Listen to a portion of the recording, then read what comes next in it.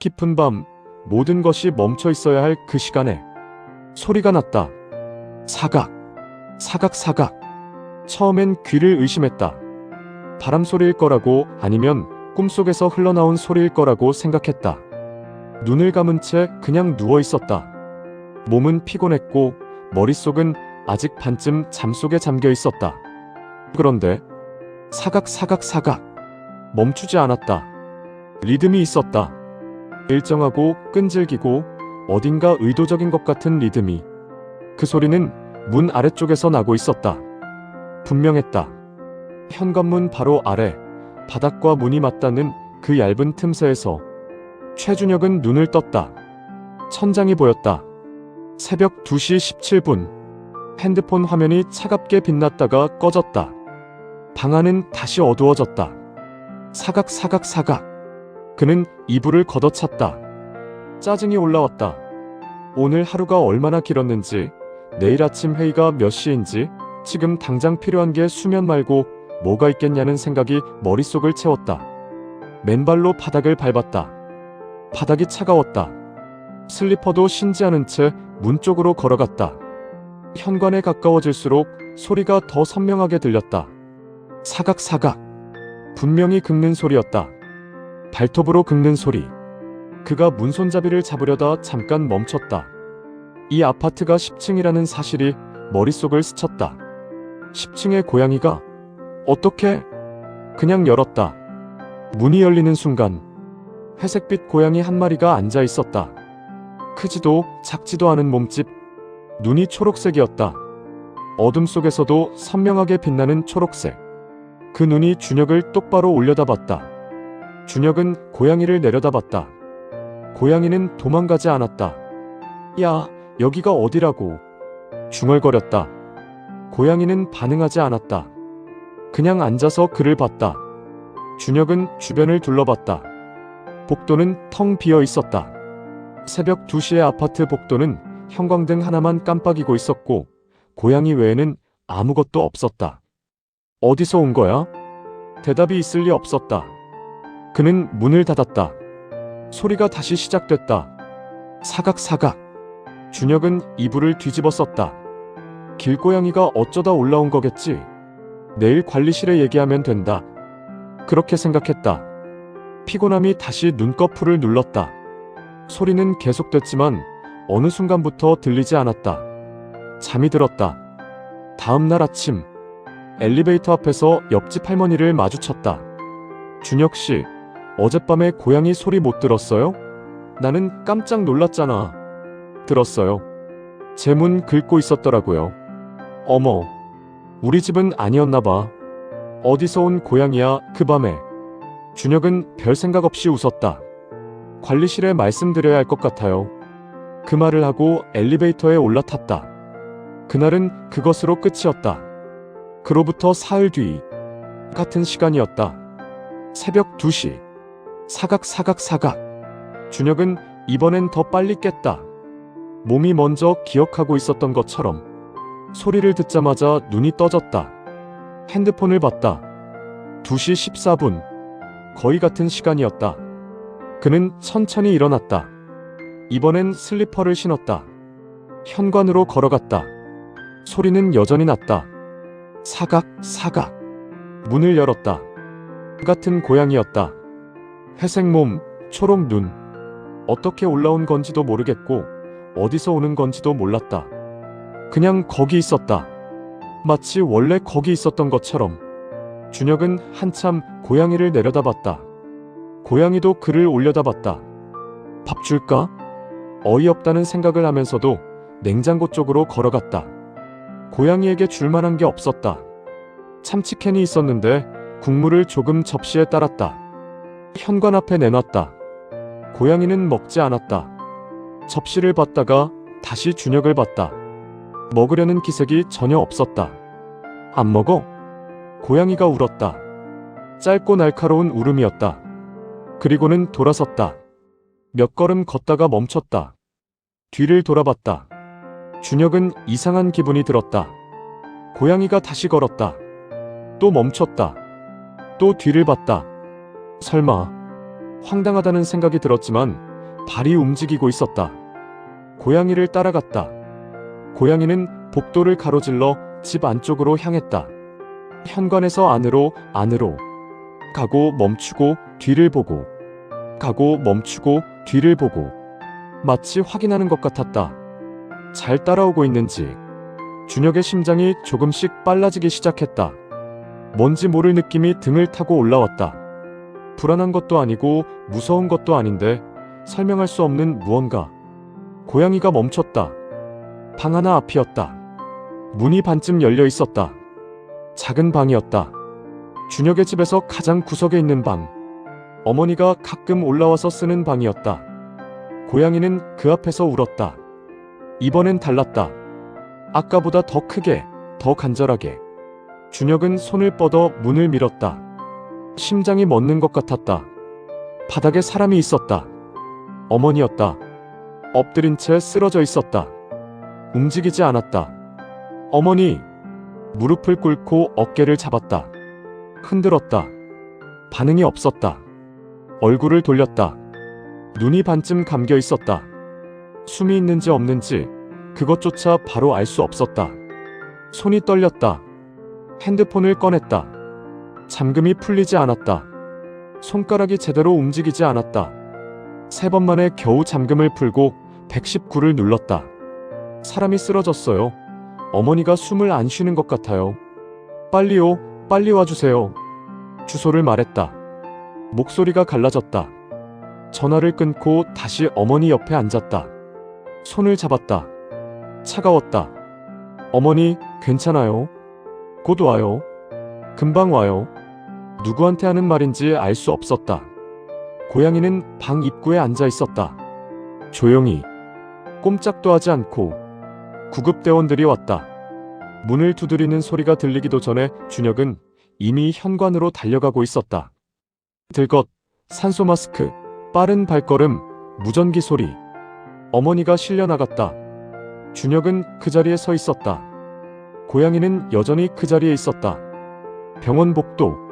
새벽 4시. 형광등 아래 플라스틱 의자. 자판기 커피. 손이 여전히 떨렸다. 의사가 나왔다. 뇌졸 중이었다. 왼쪽 뇌혈관이 막혔다. 발견이 조금만 더 늦었어도. 의사는 말을 흐렸다. 준혁은 그 이후의 말을 듣지 못했다. 발견이 조금만 더 늦었어도 그 말이 머릿속에서 계속 맴돌았다. 어머니는 중환자실로 갔다. 면회가 안 됐다. 준혁은 복도 의자에 앉아서 동생에게 전화를 걸었다. 아버지에게, 친척들에게 똑같은 말을 반복했다. 어머니가 쓰러지셨어. 뇌졸 중이야. 지금 중환자실에 계셔. 날이 밝아왔다. 창문 너머로 하늘이 조금씩 밝아졌다. 준혁은 그제야 손을 내려다봤다. 왼손에 아직 핸드폰이 들려 있었다. 고양이 생각이 났다. 집으로 돌아온 건 오후였다. 문을 열고 들어섰다. 아무도 없었다. 고양이도 없었다. 작은 방 앞에 섰다. 문이 아직 반쯤 열려 있었다. 들어가지 않았다. 그냥 서 있었다. 얼마나 그러고 있었는지 모르겠다. 어머니는 왜 올라오셨던 걸까? 나중에 들은 이야기로는 저녁에 뭔가 놓고 갔다며 잠깐 다녀가려 했다고 했다. 아들한테 말하면 걱정할까봐 조용히 들어왔다가 그렇게 된 것이었다. 예비키가 있었다. 준혁은 그걸 만들어드린 게 2년 전이었다. 언제든지 쓰세요 하고. 그것도 몰랐다. 옆방에 어머니가 쓰러져 있었는데 그게 자꾸 걸렸다. 문 하나 사이를 두고 자고 있었다는 게. 고양이가 없었다면 아침까지 몰랐을 거라는 게. 그날 밤 고양이는 다시 오지 않았다. 다음 날도, 그 다음 날도. 일주일이 흘렀다. 어머니는 중환자실에서 일반 병실로 옮겨졌다. 말이 조금 어눌해졌고 오른손이 약해졌다. 재활이 필요하다고 했다. 길게 잡으면 몇 달. 하지만 살아계셨다. 준혁은 매일 병원에 갔다. 퇴근하고 바로, 때로는 점심시간에도 어머니 손을 잡고 앉아 있었다. 별말은 하지 않았다. 그냥 있었다. 어머니가 말했다. 나 많이 놀랐지? 저도 많이 놀랐어요. 미안해. 왜요? 걱정 끼쳐서 준혁은 아무 말도 하지 않았다. 그냥 손을 꼭 쥐었다. 창문 너머로 저녁 햇살이 들어오고 있었다. 병실은 조용했다. 집으로 돌아오는 길, 버스 안에서 준혁은 창문에 기대어 눈을 감았다. 고양이 생각을 했다. 왜 왔을까? 어떻게 알았을까? 10층까지 어떻게 올라왔을까? 모르겠다. 설명이 안 됐다. 그냥 왔고 알려줬고 사라졌다. 그것뿐이었다. 일상으로 돌아왔다. 어머니의 재활이 시작됐고 조금씩 회복되고 있었다. 오른손으로 숟가락을 다시 쥐었다. 발음이 조금씩 돌아왔다. 준혁은 그걸 볼 때마다 이상하게 목이 메었다. 당연한 것들이 당연하지 않다는 걸 처음으로 실감했다. 밤은 다시 조용해졌다. 사각거리는 소리는 더 이상 없었다. 어느 날 밤 잠들기 전에 준혁은 현관문을 열어봤다. 복도는 텅 비어 있었다. 형광등만 깜빡이고 있었다. 고양이는 없었다. 그냥 닫았다. 그로부터 보름이 지났다. 완전히 잊어가고 있었다. 아니, 잊은 건 아니었다. 가끔 생각났다. 퇴근길에 잠들기 전에 병원 복도에 앉아 있을 때 그초록 눈이 떠오를 때가 있었다. 그리고 잊어버렸다. 그렇게 그날 밤이 됐다. 새벽이었다. 소리가 났다. 사각. 준혁은 눈을 떴다. 심장이 먼저 반응했다. 사각 사각 사각. 같은 소리였다. 같은 리듬이었다. 같은 자리에서 그는 벌떡 일어났다. 이번엔 지체하지 않았다. 슬리퍼도 없이 현관으로 달려갔다. 문을 열었다. 같은 고양이였다. 회색, 초록 눈. 그런데 달랐다. 지난번과 완전히 달랐다. 긁는 게 아니었다. 파고 있었다. 발톱이 문에 박히는 것처럼 미친 듯이 격렬하게. 그리고 울고 있었다. 지난번에 그 짧고 날카로운 울음이 아니었다. 더 컸다. 더 높았다. 더 급했다. 고양이의 눈이 준혁을 봤다. 무언가 전해지는 것 같았다. 언어가 아니었다. 설명할 수 없는 무언가. 빨리, 빨리 와. 고양이는 돌아섰다. 이번엔 집 안쪽이 아니었다. 다른 방향으로 달렸다. 주방 쪽이었다. 준혁은 뛰었다. 고양이를 따라 주방으로 뛰었다. 문을 밀치고 들어서는 순간 냄새가 났다. 코를 찌르는 메스꺼운 낯선 냄새. 뭔지 알았다. 가스였다. 온 주방에 퍼져 있었다. 눈이 따가웠다. 숨이 답답했다. 가스레인지를 봤다. 불은 꺼져 있었다. 밸브를 확인했다. 하나가 열려 있었다. 완전히 열려 있었다. 언제부터인지 몰랐다. 몸이 반응하기 전에 손이 먼저 움직였다. 밸브를 잠갔다. 창문을 열었다. 하나, 둘, 세 개다. 차가운 새벽 공기가 쏟아져 들어왔다. 준혁은 바닥에 주저앉았다. 다리에 힘이 없었다. 아까보다 더 심하게 손이 떨렸다. 조명이 있었다. 불이 켜져 있었다. 형광등이 깜빡이고 있었다. 만약 창문을 열기 전에 스위치를 건드렸다면, 만약 전기 스파크가 일어났다면, 만약 몇 분만 더 늦었다면, 생각이 거기까지 가자. 눈을 감았다. 숨을 들이마셨다. 이제 가스 냄새가 조금씩 가시고 있었다. 찬 바람이 들어왔다. 그 바람이 준혁의 얼굴을 지나갔다. 고양이는 그 자리에 앉아 있었다. 조용히. 아무 일도 없었다는 듯이. 그초록 눈이 준혁을 봤다. 준혁은 한참 동안 고양이를 봤다. 아무것도 설명할 수 없었다. 다음 날 아파트 관리실에 가서 이 고양이를 아느냐고 물었다. 모른다고 했다. 옆집 할머니에게 물었다. 처음 보는 고양이라고 했다. 동물구조단체에 전화해서 혹시 이 근방에 이런 고양이가 등록된 게 있냐고 물었다. 없다고 했다. 그냥 나타났다. 그냥 사라졌다. 2번. 같은 새벽. 같은 방식으로. 한 번은 사람의 목숨을 알렸고, 한 번은 폭발을 막았다. 그날 밤 이후 고양이는 3번 다시 왔다. 3번 다. 새벽 2시. 사각 사각 사각. 그리고 3번 다. 준혁은 바로 일어나 문을 열었다. 고양이는 집 안을 돌아다니지 않았다. 방향을 가리키지 않았다. 그냥 앉아서 준혁을 봤다. 잠깐 있다가 갔다. 아무 일도 없는 날들이었다. 그런데 이상하게 준혁은 그날 밤마다 확인하게 됐다. 가스밸브, 어머니한테 전화, 집안 곳곳. 특별한 이유가 있었던 건 아니다. 그냥 확인하고 싶었다. 확인하고 나면 마음이 편했다. 그게 전부였다. 봄이 됐다. 어머니가 퇴원했다. 재활은 계속됐지만 집으로 돌아올 수 있을 만큼은 회복이 됐다.